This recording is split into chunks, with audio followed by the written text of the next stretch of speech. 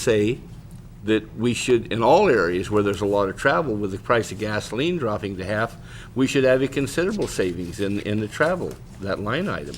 But what historically I've seen happen is, if there's a savings in that line item, then they'll spend it in another line item. And this board, we always seem to give them, we never question when they transfer it from line item to line item. And I think that should be watched. The CEO's office needs to watch that more closely, because I really think right now in this budget year there's a considerable savings because the price of the travel expenses, from $4 gas to $2 gas or under now, it's still heading down.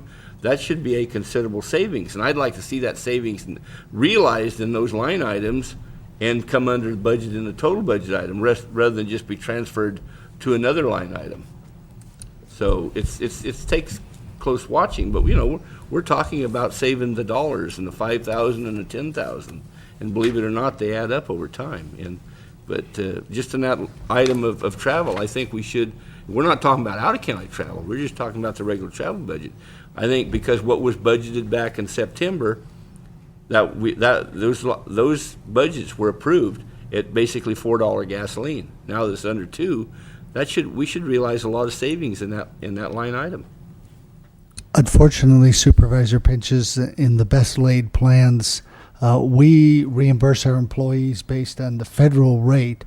The federal rate, I will defer to Meredith, has not changed, even though the price of gas has gone down significantly. So our employees are still being reimbursed as is the normal policy based on the IRS rate.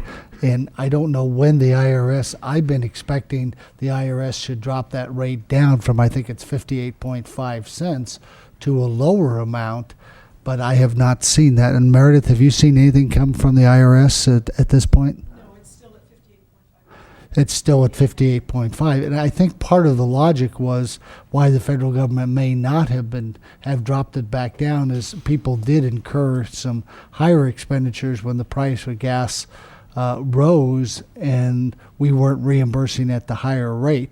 But I'm anticipating that the federal government will at some point say the new mandatory rate is 58.5. Now, that's a policy this board could change, but if we were to change that, on what basis would we drop that number differently than what the federal reimbursement rate is?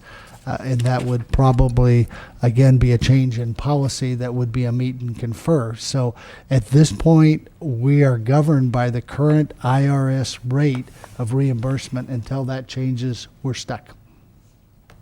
If I could add one thing, this year I did see the change to 58.5 cents occur at some time other than January 1st. Typically, the IRS issues their rate as of January 1st, and this year they did an adjustment. So it's quite possible that they could take a look at it again and reduce it downward in an off cycle. So it's possible. When just passing comment from the chair, if anyone in this audience thinks that the price of fuel is going to remain as low as it is approaching now, boy, I recommend you run for this office.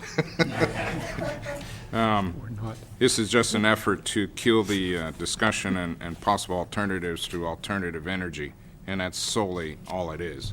So once they achieve their goal, the price will start going back up again, and that will relate to the IRS reimbursement rate. And how much we save in the meantime, I have no idea. So just a passing comment. So where are we at?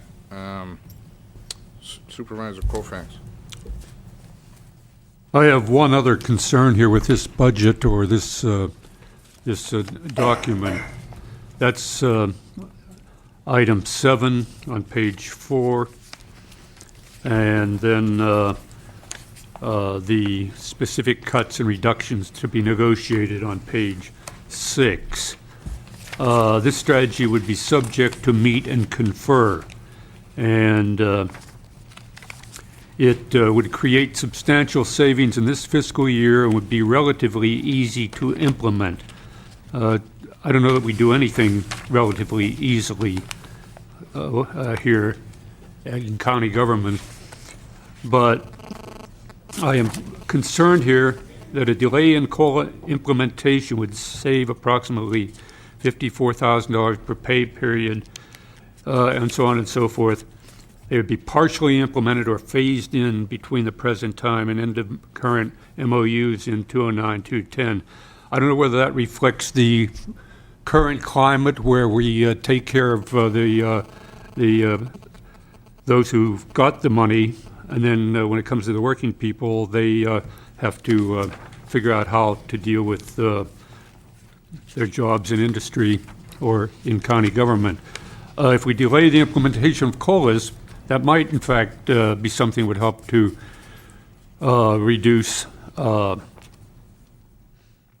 deficit.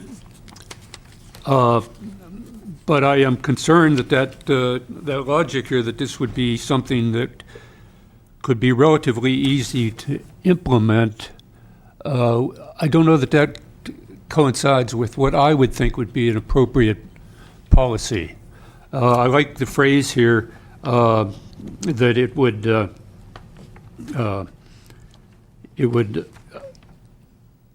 be done in such a way that the impact in any one pay period would not be all that dramatic. The point is that families and people have the same budgets over the course of the year as the county has a budget in the course of a year. So whether it's easy in one pay period, over time, it could be substantial. So I'm not sure what is anticipated if meet and confer results in it not being relatively easy or even absolutely easy or not easy at all. Where do we go from that particular point?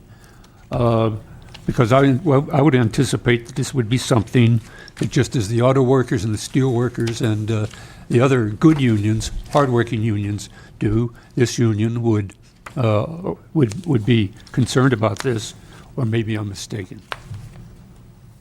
And I realize this is a negotiating item, and this process cannot be discussed here by the supervisors. However, we are being expected to take seriously the statement that this would be relatively easy. Maybe the word relatively means relative to everything else that's so incredibly difficult. So I grant you that. Well, I'll just explain what was meant by relatively easy to implement. And it was not referring to the negotiations. It was referring to the fact that in terms of implementation through payroll,